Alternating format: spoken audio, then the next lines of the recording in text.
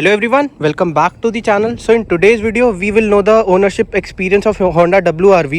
जो इस कार के ओनर हैं उनसे हम जानेंगे इस कार का एक ownership experience. So in today's video we have mister Ashish with us. So भैया अपना थोड़ा एक इंट्रोडक्शन दीजिए और इस गाड़ी की डिटेल्स बताइए थोड़ी. हेलो भाई, मैं हूँ आशीष शौकीन, छावला गांव, नई दिल्ली 71 से. ये होंडा WRV है, जैसे आप देख पा रहे हो. ये है diesel VX MT top model. इससे ऊपर कुछ नहीं आता. अगर आप मार्केट में जाओगे तो इससे ऊपर आपको कोई वेरिएंट नहीं. सो सबसे पहले मैं आपको गाड़ी का एक ओवरव्यू दे देता हूँ कि दिखने में कैसी है. सो 2017 का वेरिएंट है जैसा कि भैया ने बताया. सो आपको उस टाइम पे टॉप मॉडल में भी प्रोजेक्टर हेडलैम्प्स नहीं मिलते थे, नॉर्मल आपको हेलोजन हेडलैम्प्स मिलते हैं. भैया इसमें आपने अपग्रेड करवाया कुछ? ये भाई फिलिप्स की LED लगी हुई है. आप पास ला के दिखाओ जरा. ये फिलिप्स की LED है जो बहुत ही बढ़िया थ्रो है इनका. और अगर आप मार्केट में जाओगे मैं रिकमेंड करूंगा फिलिप्स की लो. अगर आप लोकल लेते हो तो फिर वो थोड़ी सी ब्लूइश टिंट देती है. ये प्योर वाइट विजन देगी और ये मेरे ख्याल से 8,000 रुपये की कॉस्ट करेगी दोनों. हाँ, एक पेयर. Okay okay okay. और आपको जैसा कि मैं देख पा रहा हूँ ये LED DRL है यहाँ पे. हाँ भाई, ये LED DRL आते हैं पूरे. ये सारे ग्लो करते हैं. ये भी ग्लो करेगा और अंदर 2 बड़े बल्ब है वो भी जलते हैं. सो भैया जैसा कि मैं देख पा रहा हूँ अभी तक इनका कुछ नहीं बिगड़ा, लेकिन कुछ गाड़ियों में जैसा आपने भी देखा होगा कि ये टाइम के साथ जो लाइट है ये पीली पड़ने लग जाती है. क्या आपको अभी तक कोई प्रॉब्लम आई ऐसी? यार इसीलिए तो होंडा है इसका नाम, कि ये जो चीज़ है ना, कुछ क्वालिटी जो मैटर्स करती है ना. जैसे आप मारुति वगैरह में देखोगे LED जो होती है वो थोड़ी सी पीली पड़ जाती है, लेकिन इसके अंदर आज भी एकदम चमका मारेगी भाई. बिल्कुल वाइट कलर की लाइट फेंकती है. If you talk about the side profile now, तो सबसे पहले मैं आपको एलॉय व्हील्स दिखा देता हूँ. सो आपको ऐसे कुछ एलॉय व्हील्स देखने के लिए मिलता है जो कि बहुत बढ़िया लग रहे हैं देखने में. और जो इनका टायर साइज़ है वो है 195/60 R16 इंचेस के आपको एलॉय व्हील्स मिलते हैं. भैया एक बात बताइए, जैसे Hyundai की अगर मैं बात करूँ, आपने वरना देखी होगी. सो उसका जो टॉप मॉडल से एक नीचे वाला वेरिएंट होता है उसमें अलग टाइप के एलॉय है और उसके टॉप मॉडल में अलग टाइप के है. अगर मैं इसकी बात करूँ सो इसके ये वाले मॉडल में यही एलॉय है, इससे नीचे वाले में भी यही है. भाई इसमें क्या होता है, इसमें सिर्फ 2 ही मॉडल देती है. अच्छा. या तो एक मॉडल आता है इसमें S और एक VX. इसमें कोई बीच का मॉडल ही नहीं है. तो लोअर वेरिएंट में आपका स्टील कवर है, टॉप मॉडल में आपके एलॉय है, व्हील कवर आप जो कह रहे हैं. ओके. और आपको अभी तक जैसे आपको देख रहे होगे डिजाइन, तो आपको डिजाइन में कोई प्रॉब्लम लगती है? इस डिजाइन मेरे को बहुत अच्छा लगता है. ये वो इसे पेटल डिजाइन कुछ कहते हैं क्योंकि ये फूल की पत्ती जैसे लगता है. तो फिर ये डिजाइन ठीक लगता है मेरे को. ओके. और भैया एक बात बताओ, मैं आपसे एक क्वेश्चन पूछना चाहता हूँ. आपने गाड़ी ली 2017 में. हाँ. उस टाइम पे आपके पास जो कॉम्पैक्ट SUV में कौन कौन से ऑप्शंस थे? उस टाइम पे भाई ब्रीजा थी मेरे पास, डीजल में आती थी, चला रखी थी. और मेरे को मारुति की क्वालिटी अच्छी नहीं लगती इसलिए मैं ब्रीजा पे गया नहीं. दूसरी चीज़ थी मेरे पास नेक्सॉन, जस्ट लॉन्च हुई थी. लेकिन वो जो पुरानी नेक्सॉन आती थी वो थोड़ा सा उसका लुक पसंद नहीं था.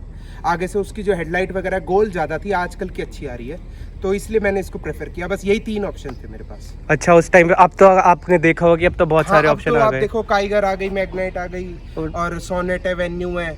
तो आज की डेट में अच्छी अच्छी गाड़ियाँ हैं, उस टाइम पे नहीं थी भाई. उस टाइम पे नहीं थी.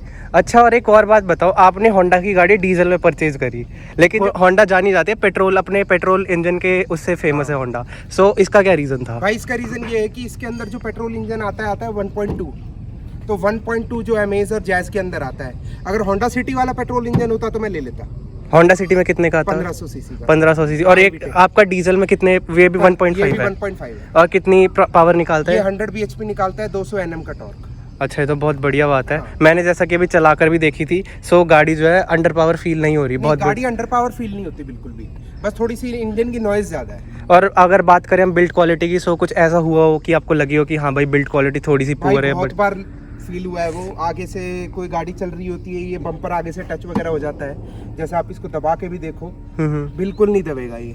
मतलब एकदम सॉलिड चीज दे रखी है इसमें. सॉलिड है. हाँ. अगर आप ब्रीजा वगैरह से कंपेयर करोगे ना, उसकी ये चीज दबने लगती है. वो मत है. ये मेरी 2-3 बार आगे से टच हो चुकी है, लेकिन ऐसा कुछ मेजर आप देख रहे हो कुछ हुआ नहीं आज तक. अच्छा. जैसा कि आपने बताया कि आपने स्विफ्ट भी यूज की हुई है. हाँ. तो डीजल में थी या पेट्रोल? वो पेट्रोल में. पेट्रोल में थी. सो आपको उसके बाद फिर मैंने टेरेनो चलाई थी, वो डीजल में थी. तो आपको टेरेनो और जो है लगभग सेम ही सेगमेंट हो गई. हाँ, सेम सेगमेंट है. टेरेनो में भी 1.5 डीजल था. 1.5 डीजल था. तो आपको उससे और इसमें डिफरेंस क्या लगा? भाई डिफरेंस मेरे को ये लगा कि टेरेनो में जो था वो आपकी राइड क्वालिटी ज़्यादा अच्छी थी, एंड क्वालिटी जो बिल्ड क्वालिटी है वो बेकार थी. इसमें राइड क्वालिटी भी अच्छी है, बिल्ड भी अच्छी है. लेकिन कहीं ना कहीं हम अगर टेरानो की बात करें तो डस्टर से ज़्यादा उसका मिलता जुलता लुक था. और मेरे ख्याल से उसी टाइम पे यही दो सिस्टर कजन है तो ऑब्वियसली सेम ही उसका डिज़ाइन बनता है भाई. साइड प्रोफाइल की अगर हम और बात करें तो हम आशीष भैया से जानेंगे. भैया अब इनके बारे में बताओ, ये आपने बाहर से लगवाए थे या नहीं? भाई ये कंपनी फिटेड आते हैं टॉप मॉडल में. अभी तक आपको कोई रस्टिंग का इशू आया हो इन पे कुछ? भाई भूल जैसे गाड़ी मेरे को तो आप पास आके दिखाओ जरा आप। मैंने जो बाहर से क्रोम वगैरह लगाते हैं ना, उसके अंदर एक छोटे छोटे स्पॉट्स बन जाते हैं। हाँ वो समझ गया। इसके अंदर आप देखो एक स्पॉट भी नहीं है, एकदम क्रिस्टल क्लियर। 4 साल हो गए गाड़ी को, और मैं कह रहा हूँ आप इसको 11 साल, मतलब जो इसकी लाइफ है 10-11 साल पूरा भी चला लोगे तो भी इसके अंदर कुछ जंग नहीं लगेगा। और जो ये रूफ रेल्स आपकी, सब कुछ कंपनी से ही भाई। ये वर्किंग है या नहीं, वर्किंग नहीं है ये, मतलब ऐसा कुछ नहीं लिखा है इसके ऊपर कि अप्लाई लोड नहीं कर सकते, ऐसी कोई वार्निंग नहीं है। ऐसा आप पकड़ के हिला भी सकते हो, लेकिन सामान नहीं रख सकते आप, अच्छा, क्योंकि उसके लिए यहाँ पे ये स्पेस नहीं है ना बांधने के लिए। अच्छा अब एक बात बताओ, जो मेन रीजन आपका क्या था इस गाड़ी को लेने का? भाई मेन रीजन था सनरूफ था, मेन रीजन तो। अच्छा अब एक और बात बताओ, ये कितनी प्रैक्टिकल है दिल्ली में? दिल्ली में प्रैक्टिकल नहीं है, ठंड में थोड़ी बहुत प्रैक्टिकल इसलिए लगती है। गर्मी में तो आपको जो नीचे का जो कारपेट वाला जो रूफ है वो भी आपको बंद करके चलानी पड़ती है, और अगर आप इसको ठंड में चलाते हो तो वो हटा के थोड़ी सी धूप वगैरह अच्छी आ जाती है, बाकी कोई यूज़ नहीं है दिल्ली में। अच्छा, जैसा कि आप मेरे साथ शेयर कर रहे थे, इसकी जो मोटर है वो खराब हो गई थी। हाँ, मोटर इसकी खराब हो गई थी भाई, बिल भी रखा है मेरे पास। 12,000 रुपये की इसकी मोटर लगी थी, तो उस टाइम पे वारंटी में थी गाड़ी। तो हम लोग एक्चुअली मसूरी गए थे घूमने, तो फिर मेरे फ्रेंड ने कुछ ज़्यादा ही छेड़ दी थी। ओके, तो उसके वजह से क्या हुआ, खुली रह गई, जो टिल्ट होती है ना पीछे से। हाँ जी हाँ जी बिल्कुल। तो ये सनरूफ खुली रह गई थी। तो उसके बाद फिर हम लोग ऐसे ही लेके आए दिल्ली तक। फिर आते ही मैंने होंडा पे दिखाई, उन्होंने बोला सर कुछ दिक्कत है, हम चेक करेंगे। तो सनग्लास होल्डर जहाँ होते हैं वहाँ इसकी मोटर होती है, उन्होंने उसको खोला, उसको रिप्लेस किया, फिर एकदम सही चलने लगा। और ये गाड़ी लेने के कितने टाइम बाद आ गई थी प्रॉब्लम? भाई ये गाड़ी लेने के 1 साल के अंदर अंदर, 1 साल के अंदर अंदर आपको ये आ गई? बिल्कुल। अच्छा भाई, ये तो इसके थोड़े नेगेटिव्स, अब आपको इसके पॉजिटिव्स क्या क्या लगते हैं? जैसा कि आपने नेगेटिव बताया कि सनरूफ 1 साल में ही खराब हो गई। बिल्कुल, पॉजिटिव्स आप सबसे पहले यहाँ देखो, आपको मिशलिन के टायर मिलेंगे जो आपको प्रीमियम टायर होते हैं। ओके, आपको ये किसी देख भी लो भाई, हाँ, मिशलिन के टायर है। आपको कंपनी से ही मिलते हैं। कंपनी से ही आपको मिलेंगे। LED DRL अच्छी लगती है इसकी। साइड में आप आओगे, आप एक बार जैसे ये चाबी है आपकी, आपने ये चाबी पकड़ी हुई है, तो आपको कुछ करने की जरूरत नहीं है, बस अपना हाथ अंदर डालो और ये गाड़ी अनलॉक हो गई। अनलॉक हो गई। ये उस टाइम पे आ रहा था? ये उस टाइम पे आ रहा था, पर उस टाइम पे शायद कोई ये गाड़ी फीचर नहीं दे उस रही टाइम है। पे ये कोई भी नहीं देता था। ये आजकल उसमें आ रहा है, इकोस्पोर्ट में आ रहा है और काइगर में आ रहा है, पर उस टाइम पे किसी में भी नहीं आता था। और इसके ये जो सेंसर्स है लॉक करने के, ये आपको दोनों तरफ मिलते हैं, जबकि हुंडई आज भी अपनी बड़ी बड़ी गाड़ियों में नहीं देता। और इसके बेनिफिट्स हैं अगर आप बाहर से देखोगे। बाकी इसका एक और बहुत अच्छा बेनिफिट है, वो इसका बूट स्पेस। तो इसका बूट स्पेस मैं आपको दिखाता हूँ। इसका जो बूट स्पेस है 363 लीटर का है। अच्छा अच्छा, 363 का मतलब हुआ ब्रदर कि इसको आप किसी भी गाड़ी से कंपेयर कर लो। आज की डेट में सिर्फ 2 गाड़ी इससे ऊपर बूट स्पेस देती है। एक हो गई आपकी काइगर एंड दूसरी हो गई आपकी सोनेट। बाकी अगर आप वेन्यू से कंपेयर करोगे, ब्रेजा से कंपेयर करोगे, नेक्सॉन से कंपेयर करोगे, सबका बूट इससे छोटा मिलेगा आपको। सो जो इसकी इसका जो स्पेयर व्हील है वो यहाँ पर आपको मिलता है भैया। तो ये एलॉय व्हील है या स्पेयर व्हील, वो वैसा स्टील रिम है? आपका स्टील रिम है, लेकिन फुल साइज है, मतलब अच्छा, जो एक साइज नीचे होता है वो नहीं है। एंड सबसे बड़ी बात, टचवुड आज तक ये यूज नहीं हुआ। अच्छा, आज तक आपको ऐसा कोई यूज नहीं हुआ। ये आपको दिख रहा होगा, यहाँ पर आपकी टूल किट की प्लेसमेंट मिल जाती है, जो कि बहुत अच्छे से ये जो है प्लेस करती हुई है। बिल्कुल बिल्कुल। और जो बाकी गाड़ी अगर हम देखें तो उसमें ऊपर रखी रहती है। हाँ, बैग में आती है, वो आवाज भी करती है। तो फिर वो जैसे गड्ढे वगैरह आते हैं तो अंदर लोहा होता है, तो फिर वो खड़कने लगती है। और भैया, और आपको क्या इस गाड़ी के नेगेटिव्स लगते हैं? भाई नेगेटिव्स मैंने आपको बता दिए। सबसे बड़ा जो नेगेटिव है वो इसकी इंजन नॉइज है। तो मैं आपको एक बार इंजन नॉइज सुना देता हूँ। चलिए एक बार गाड़ी की इंजन नॉइज सुनते हैं।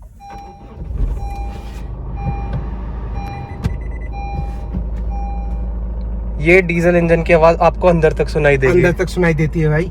एल्यूमिनियम इंजन है, इसका रीजन यही है। इससे पहले एल्यूमिनियम इंजन मतलब होता है एल्यूमिनियम इंजन के अंदर, लेकिन ये पहली गाड़ी ऐसी थी जो पूरा एल्यूमिनियम का है। इसके वजह से इंजन नॉइज थोड़ी सी ज्यादा है। जैसा कि दिख रहा होगा, अगर आप हाई स्पीड में जा रहे हो गाड़ी में, हाँ। तो कैसा होता है इंजन नॉइज का? तो ठीक हो जाता है, क्योंकि हाई स्पीड पे क्या होता है, थोड़ी सी विंड नॉइज वगैरह वो भी थोड़ी बहुत लगती है, थोड़ी सी गाड़ी भी फील होती है, तो उस टाइम पे ठीक लगती है। अगर आप आइडल हो ना तो आपको ज्यादा क्लटर फील होता है। क्या ये आपको ऐसा नहीं लग रहा जैसे पुरानी टाटा की गाड़ियों में होता था, इंडिका वगैरह में, वैसे इंजन? नहीं, फीलिंग बिल्कुल टाटा सूमो वगैरह में। बट रिफाइंड बहुत है, एवरेज बहुत अच्छी है, मैं उस चीज से बहुत खुश हूँ। आपने अभी तक कितनी माइलेज निकाली इस कार की? भाई मैंने इसकी जो एवरेज निकाली हुई है 23-24 मेरे को मिलती है। तो ये रियल है या रियल है? रियल में रियल, टैंक टू टैंक। ये तो बहुत बढ़िया एवरेज आपने जैसे देखा होगा। और गाड़ी इतनी 22 के आसपास टैंक टू टैंक मिल जाता है, और आपको ऊपर से बिल्ड क्वालिटी भी अच्छी मिल जाती है। अगर इसको मैं ब्रेजा से कंपेयर करूं तो ब्रेजा कहीं ना कहीं जब उस टाइम पे डीजल इंजन के साथ आती थी 1.3, वो ज्यादा माइलेज दे देती थी, लेकिन उसकी बिल्ड क्वालिटी में कहीं ना कहीं कॉम्प्रोमाइज हो रखा है। बिल्कुल बिल्कुल। और उसका इंजन भी छोटा है। हाँ, उसका इंजन 1.3 आता है उसमें। और आपको अगर मैं इंटीरियर की तरफ देखो तो आपको यहाँ पे पियानो ब्लैक फिनिश मिल जाता है। ये इंफोटेनमेंट सिस्टम आपको मिल जाता है। सो आपको इंफोटेनमेंट सिस्टम में कोई प्रॉब्लम लगती है या परफेक्ट? आपको लैगी है थोड़ा सा, लैगी है आपको? हाँ लैगी है। वैसे कहने को तो इसमें बहुत सारे फीचर हैं। आप देखोगे यहाँ पे, ये आके देखो आप, ईमेल्स है, डिजीपैड कहता है इसे होंडा। Okay. तो आप ब्राउज में जाके गूगल क्रोम वगैरह सब कुछ चला सकते हो।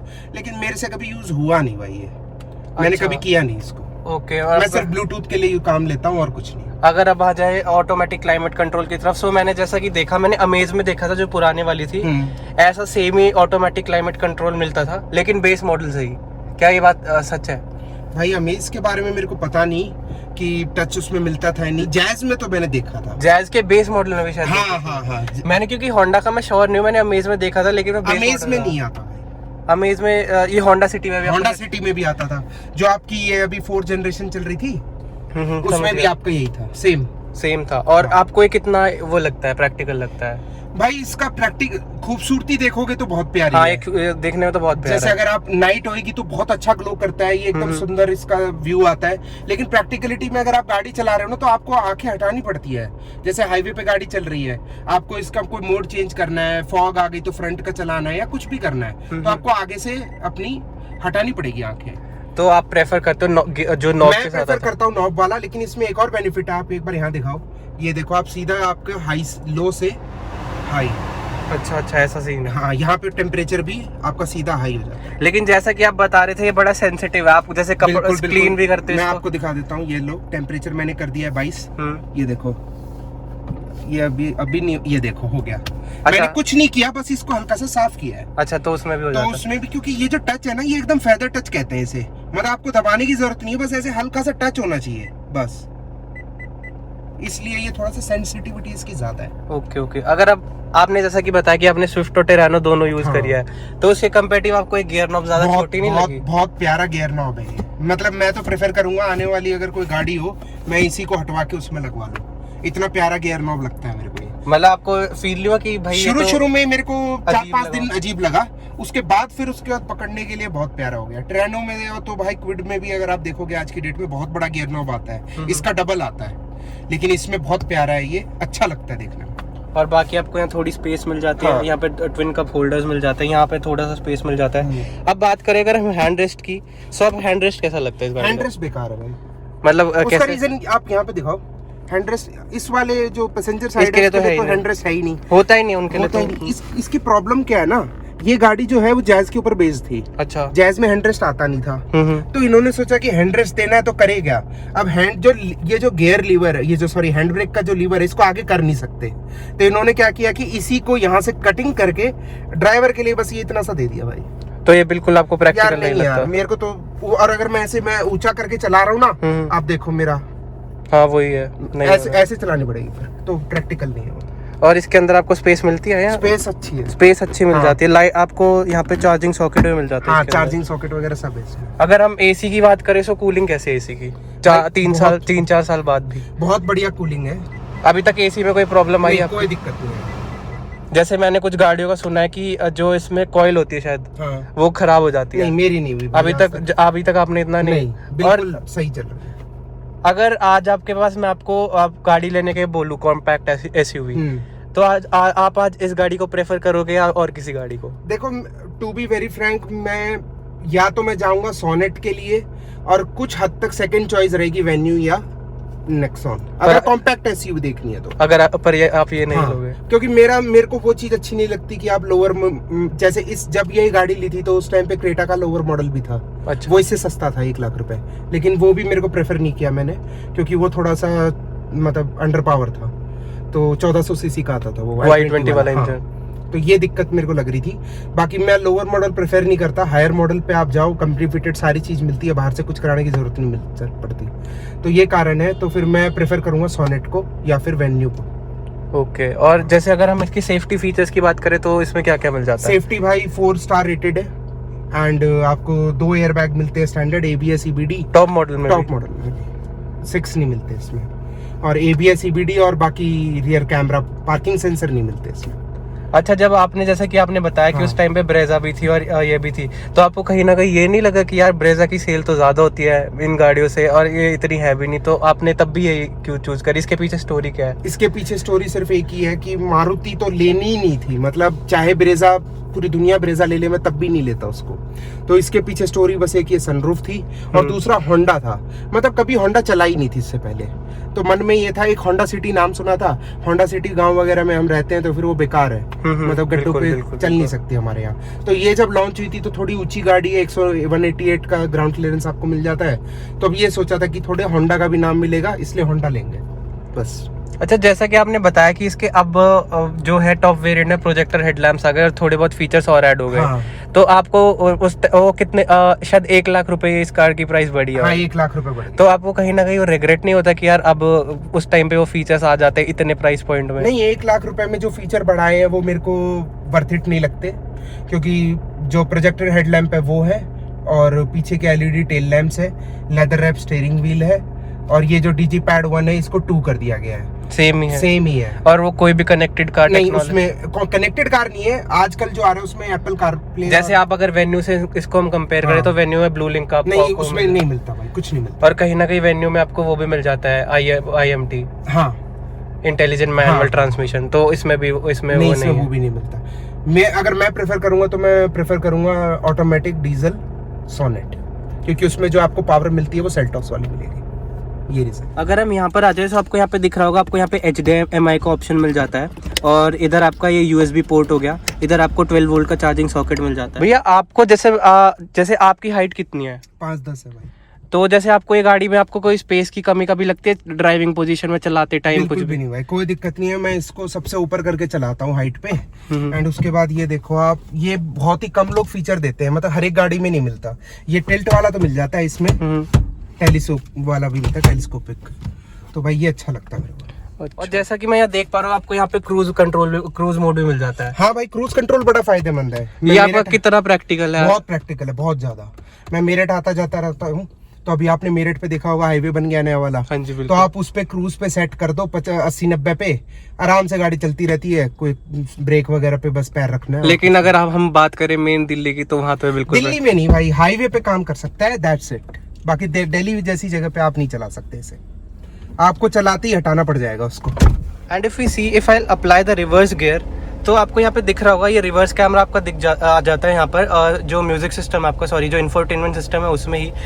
इसी के साथ आपको किसी कार में नहीं, लेकिन इस कार में आपको 3 मोड्स मिलते हैं। ये आपका वाइड एंगल हो गया, ये आपका नॉर्मल हो गया, एंड ये भैया ये वाला कौन सा मोड है? ये आपका जस्ट आपकी गाड़ी के नीचे क्या है, एक बार मैं पैर करके आता हूँ। ओके, सो आपको दिख रहा होगा ये जो बिल्कुल जो नीचे क्या है गाड़ी के वो भी दिखा देता है। सो भैया आपको एक कैमरा जो है इसका कैसा लगता है, कितना प्रैक्टिकल आपको ये लगता है? कैमरा ठीक है, लेकिन थोड़ी सी रेजोल्यूशन कम है। मतलब रात को ठीक लगता है, दिन में थोड़ा सा कम दिखाई देता है। हाँ, जैसा कि मैं देख पा रहा हूँ। सो आपका ये कंपनी से ही लग के आया था? कंपनी फिटेड है ये। तो ये तो बहुत बढ़िया चीज है, आपको 3 मोड्स मिल जाते हैं। ये मोड का बहुत बड़ा फायदा है। एक तो जब आप इसका जस्ट गाड़ी के नीचे वाला मोड जब आप दबाते हैं तो आपको प्रॉपर बिल्कुल दिखाई देता है कि दीवार या जो भी ऑब्स्टिकल है वो कितनी दूर है। सो जैसे भैया और गाड़ियों में जैसे एक ही मोड आता है, हाँ। सो ये आपको कितना यूजफुल लगता है? यूजफुल है, आप कभी मैं इसको चेंज करता हूँ पर्सनली। ओके, जैसा कि आपको देखना होता है। और गाड़ियों में प्रॉब्लम आती है कि नीचे हमें दिखता नीचे का नहीं दिखता, उसमें सिर्फ सामने का दिखाई देगा कि क्या है। ओके, सो आपको देख रहा होगा तो आपको यहाँ पे 3 मोड्स भी मिल जाते हैं इसी के साथ। सो भैया जैसा कि मैं देख पा रहा हूँ, आपने ग्लास जो है टिंट करवाए हुए या फोटोक्रोमेटिक ग्लास जो होते हैं जो सन रेज को ब्लॉक करते हैं, जैसे बलिनो में हमने देखा है। अच्छा, या वो है बलिनो अल्फा में आता है? हाँ जी बिल्कुल। नहीं भाई, ये फोटोक्रोमिक नहीं है, ये आपके टिंट करवाए हुए हैं बाहर से, इको ड्राइव कंपनी के करवाए हैं। एक बार आप टिंट देखो कितना प्यारा टिंट आता है। ये कितने % और क्या कॉस्टिंग आ गई थी आपको कराना? 35% है और ये आपके 4,500 रुपए की है। अच्छा, जैसे 35% है, लेकिन मेरे ख्याल से 30% साइड के लीगल होते हैं। तो और जैसा कि मैं पीछे वाला देख पा रहा हूँ, आपका पीछे वाला 100% ब्लैक है। हाँ, तो ये जेड ब्लैक है। जैसा कि अब आपने वाइपर चला के दिखाया है, तो आपको वाइपर जैसे और गाड़ियों का अगर हम देखें, सो वाइपर की प्लेसमेंट होती है यहाँ, वो 360 जाता है। तो आपको इसका कुछ ये नेगेटिव नहीं लगता कि यार ये यहीं तक साफ कर रहा है? नेगेटिव लगता है कि बाकियों में पूरा शीशा यहाँ तक साफ हो जाता है, इसमें आधा होता है। ओके, लेकिन जो मेन व्यू है वो हो जाता है क्लियर। और आपको जैसे आपने 12 लाख रुपए दिए, आपको यहाँ पर LED टेल लैंप्स की कमी नहीं लगती? वो आज की डेट में आ रहा है, पर ये सुंदर लगते हैं रात को। मतलब इसमें है ना, ये वाली भी जलती है, तो रात को जब जलती है ना तो फिर ये भी जलती है और ये भी जलती है, मतलब अच्छा लुक देती है। लुक अच्छा देती है। Okay, so you will be getting rear defoggers too. आपको जो वाइपर की प्लेसमेंट है वो यहाँ पर मिल जाती है। अगर मैं आ जाऊँ नीचे, सो आपको यहाँ पे 2 रिफ्लेक्टर्स मिल जाते हैं और आपको यहाँ पे कैमरा की प्लेसमेंट आपको यहाँ मिल जाती है, आपको जो रिवर्स कैमरा है। और भैया जैसा कि आप बता रहे थे इनका जो रिवर्स पार्किंग सेंसर है ये आपने लगवाए हैं कंपनी से ही? ये होंडा से ही लगवाए हैं मैंने, लेकिन ये as a part of accessories लगे थे 4-5 हज़ार रुपए के। ये वैसे लग के नहीं आते हैं? नहीं दे रही थी वो कंपनी होंडा जी। आपको कुछ माइनस पॉइंट नहीं लगा इसका, नेगेटिव पॉइंट? लेकिन होंडा कहती थी कि कैमरा दे दिया तो सेंसर की क्या जरूरत है, लेकिन फिर उसके बाद जब गवर्नमेंट ने मैंडेटरी किया कि आपको पार्किंग सेंसर देना जरूरी है, तब उन्होंने ये चीज़ चालू करी है। ओके, और जैसा कि मैं देख पा रहा हूँ आपने रिफ्लेक्टर्स अभी तक स्टॉक रखे हैं, तो क्या इसके ऑप्शन नहीं आते या फिर आपने लगवाए नहीं? लगवाए थे, लेकिन वो 1 साल के अंदर अंदर क्या हुआ, वो पीले पड़ गए। Okay okay. लाल जो लाइट थी वो येलो आने लग गई। अच्छा। तो फिर मेरे को गंदे लगे, फिर उसके बाद मैं होंडा में गया। ये एक चीज ये जो आपको दिख रहा है, पीस जो दिख रहा है, ये 650 रुपए का एक है। अच्छा। तो ये 650 यानी 1200 रुपए मैंने अराउंड उनको दिए थे। उन्होंने ये नए ऑर्डर करके मेरे नए लगा दिए। तो आपके पास वो अपने पुराने वाले जो टूट गए थे निकाल? अच्छा, टूट गए थे। करोल बाग वाले भाई काम ही ऐसा करते हैं। वही है, वो लोग इतनी जोर से निकाला उन्होंने कि वो एक तरफ का टूट ही गया। अच्छा, और जैसा कि मैं क्रोम देख पा रहा हूँ, तो ये आपको कंपनी से लग के मिला? सब कुछ कंपनी फिटेड है भाई, बस देख एक लो, ही बार से था। यू कैन सी कोई भी अभी तक रस्टिंग की प्रॉब्लम नहीं आई है, लेकिन अगर हम बाहर से लगवाते तो यहाँ पर रस्टिंग की प्रॉब्लम आ जाती। क्या कहना आपका इस बार? इनफैक्ट आप रस्टिंग की बात कर रहे हो, एक बार आप इसके बैजेस देखो, इस पे भी आपको एक भी स्पॉट नहीं मिलेगा अभी तक। देख लो यार, अभी तक एक भी होंडा का स्पॉट नहीं है। क्रोम एक नंबर है भाई, एक भी स्पॉट नहीं अभी तक।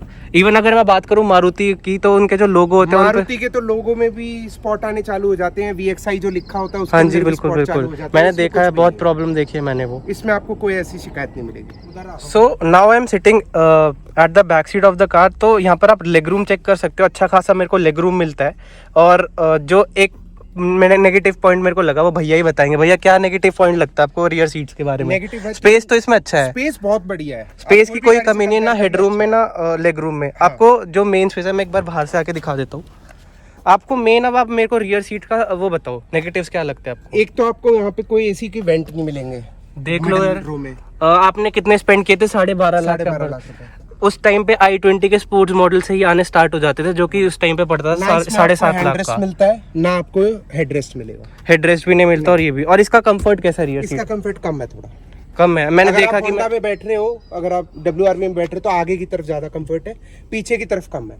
और जैसा कि मैं देख पा रहा था, मैं जैसे बैठा था इस गाड़ी में, तो इसका ऐसे कुछ स्लोप है, तो उसका क्या रीजन है? उसका रीजन ये है कि होंडा ये बोलती है कि हमको अपने कस्टमर को जो आगे का जो पैर रखने का जो स्पेस है वो थोड़ा सा टिल्ट दे रखा है, ताकि कंफर्ट इजी हो, बस। और बाकी मेरे को थोड़ा अंडर थाई सपोर्ट बेटर हो सकता था। अंडर थाई सपोर्ट बहुत कम है इसका, नेक्सॉन वगैरह का बहुत अच्छा है। सो जैसे कि आप बता रहे थे कि आप इसको गाड़ी को लेकर गए थे जब आप घूमने गए थे अपने फ्रेंड्स के साथ। हाँ। सो उन्होंने बोला कि रियर सीट कंफर्ट नहीं, आपको? अगर आप 5-6 घंटे की ड्राइव पे जाओगे तो कोई दिक्कत नहीं है, कोई प्रॉब्लम अगर नहीं। पीछे 2 बैठे हैं तो किसी को कोई शिकायत नहीं है, अगर पीछे 3 बैठोगे तो दिक्कत आती है। वैसे मैंने देखा है कि ज्यादातर गाड़ियों में 4 ही लोगों के लिए 4 ही सीटिंग होती comfortable होते है, हैं, 5वां पाँच नहीं बच्चा हो पाते। अगर बच्चे हो ही तो बैठ पाते हैं। बैठ सकता है। और बाकी अगर मैं देख पा रहा हूँ तो बिल्ड क्वालिटी भी बढ़िया है गाड़ी की, Solid है। सॉलिड है, ऐसी कुछ नहीं है। If we talk about the ORVMs now, so आपको दिख रहा होगा बड़े बल्की से लगते हैं। और यहीं पे आपको जो है इंडिकेटर की प्लेसमेंट मिल जाती है, जो LED इंडिकेटर्स है, और कहीं ना कहीं बहुत प्यारे लगते हैं देखने में, बल्कि सा लुक देते हैं। सो भैया ये ऑटो फोल्डेबल है या नॉर्मल है? ये ऑटो फोल्डेबल है, लेकिन मतलब गाड़ी बंद करने पे नहीं होंगे, जैसे लॉक अनलॉक करने उस पे नहीं होंगे, लेकिन आप बटन दबा के कर सकते हो। ओके। और भैया जैसा कि मैं देख पा रहा हूँ यहाँ पे मेरे को डॉट्स दिख रहे हैं, इनका क्या रीज़न है? ये किस चीज़ के लिए है? भाई ये बहुत ही एक्सपेंसिव लगे थे, होंडा से लगे थे ये 5,000 रुपए के। अच्छा। अगर आप बाहर जाते हो तो ये चीज आपकी 800 रुपए की लगती है। तो इनका रीज़न ये फिक्स हुए हैं अंदर इसके? एक तो बाहर वाले क्या करते हैं, सिर्फ पेस्टिंग करते हैं। हाँ जी, वो 3M की टेप से पेस्टिंग हाँ, करते ये हैं। पेस्टिंग के साथ साथ क्लिप के साथ जुड़े हुए हैं अंदर, Okay. रबड़ के अंदर। Okay okay. ये कभी नहीं निकल सकते। ओके। और इसके अंदर आप हाथ डाल के देखो, मतलब इतने उठे हुए हैं ये। और जैसे कि आपको बारिश वारिश में प्रॉब्लम भी नहीं? कोई दिक्कत नहीं, कोई लीकेज की दिक्कत नहीं, कोई परेशानी नहीं। आज तक इसको 4 साल हो गए हैं लगे हुए, कहीं से भी हल्का सा भी निकला हुआ नहीं है। जैसा कि मैंने कुछ गाड़ियों में देखा है, ये बोलते हैं इनको रेन वाइजर है, हाँ। लेकिन कभी भी बारिश आती है तो थोड़ी सी भी खिड़की खोलते हैं तो अंदर पानी जाता इसके है। अंदर नहीं इसके अंदर है कुछ बिल्कुल ऐसे? भी नहीं जाएगा, क्योंकि इसका रीजन ये है कि ये बहुत बड़े हैं एंड इसके अंदर जो गैप है शीशे और इसके अंदर वो ज्यादा है। ओके। और अगर हम होंडा की गाड़ियों की बात करें, so you can see the beading here too. So भैया इसका क्या रीजन है? भाई ये बड़ी अच्छी है, मेरे दोस्त के पास बलिनो है एक्चुअली। तो Okay. उसमें यहाँ पे रबड़ नहीं आती, उसकी शिकायत क्या आती है कि उसके यहाँ तक कीचड़ चला जाता है अंदर गाड़ी के। बिल्कुल। इसमें ना धूल जाएगी ना डस्ट जाएगी, गाड़ी बंद हो गई तो अंदर डस्ट पार्टिकल्स नहीं आते। और अगर कहीं ना कहीं आप दरवाज़ा बंद करो तो एक अच्छे से मतलब इतनी कोई वो नहीं होता आवाज़ में। हाँ, जितनी ज्यादा रबड़ होगी आपके डोर के ऊपर उतनी कम आवाज होती है। मतलब थोड़ा सा थर्ड अच्छा आता है, ये देखो आप, हाँ बिल्कुल। कोई खड़खड़ाने की आवाज नहीं है इसमें। अगर कलर की हम बात करें तो भैया इस ये जो कलर है ये थोड़ा यूनिक है, ज़्यादा लोग इसको खरीदते नहीं है। मेनली जो कलर होते हैं वो होते हैं वाइट और सिल्वर। हाँ, तो आपका क्या रीज़न था इस कलर को लेने का? बेसिकली ये जो कलर इसको कहते हैं प्रीमियम एम्बर मेटेलिक। एम्बर जो कलर होता है वो थोड़ा सा ब्राउन और ऑरेंज का मिक्स होता है, ओके ओके। Chocolate type. तो फिर इसका रीज़न ये था कि ये मैंने CSD कैंटीन से ली थी। तो वहाँ पे जाके जब मैंने उनसे पूछा तो फिर जो वाइट कलर जो था उसकी 5,000 ज़्यादा थी बिलिंग कॉस्ट। तो फिर आर्मी में जो बिल पास होता है वो वाइट का पास ही नहीं हो पाया। तो उसके अलावा जो कलर ऑप्शंस थे ग्रे, सिल्वर, रेड और ये, तो मैं इसी के ऊपर गया। फिर थोड़ा यूनिक भी लग हाँ। जाता है और रोड पे हटके दिखता है। रोड पे, और मेरे को मतलब साफ होने के बाद गाड़ी बड़ी अच्छी लगती है इसमें। लेकिन मैं एक चीज़ आपको सजेस्ट करूँगा, अगर कल को आप इसको मॉडिफाई भी कराना चाहो तो ये जो कलर है ये यूनिक दिखेगा। हाँ। बड़ा। एक बार हम बाहर से भी इस कार की इंजन नॉइस सुनते हैं।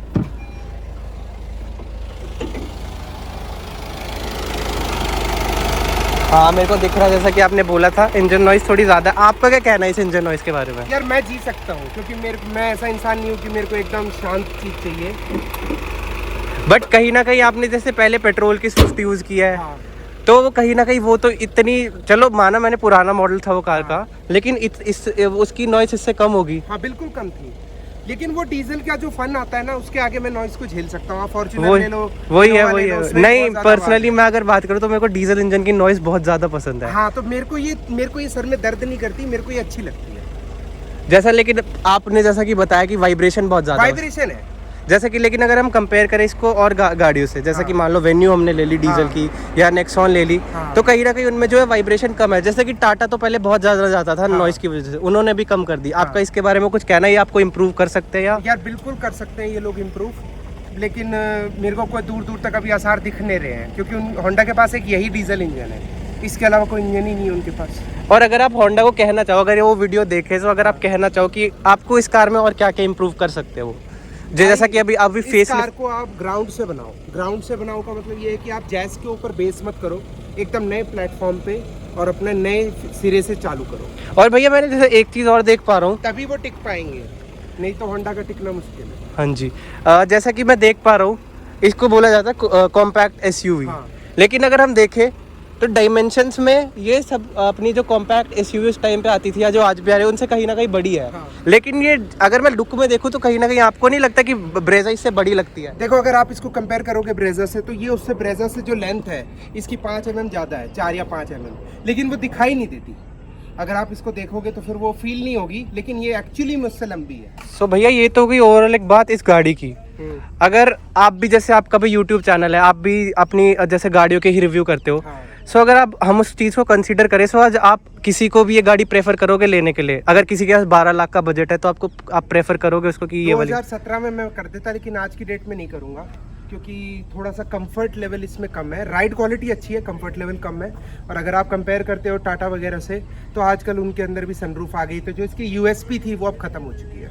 आप कौन सी गाड़ी सजेस्ट करना चाहोगे अगर आज किसी के पास 12 लाख? टाटा, अगर आपको ऑटोमेटिक चाहिए तो आप सोनेट के लिए जाइए, एंड अगर आपको नॉन ऑटोमेटिक चाहिए तो आप नेक्सॉन के लिए जाइए। एंड जैसा कि मैंने आपको बताया कि भैया का भी चैनल है, सो भैया आपके चैनल का नाम क्या है? मेरे चैनल का मेरा नाम ही है, आशीष शौकीन नाम से है बस। सो गाइज आपको जो है चैनल का जो लिंक है आपको डिस्क्रिप्शन में मिल जाएगा, और आपको अपनी स्क्रीन पर भी शो हो रहा होगा जो नाम है चैनल का। सो आप इनको भी सब्सक्राइब कर सकते हैं। भैया भी बहुत अच्छी वीडियोस डालते हैं, इनको भी सपोर्ट करें, अपना ज़रूर एक सपोर्ट दिखाएं।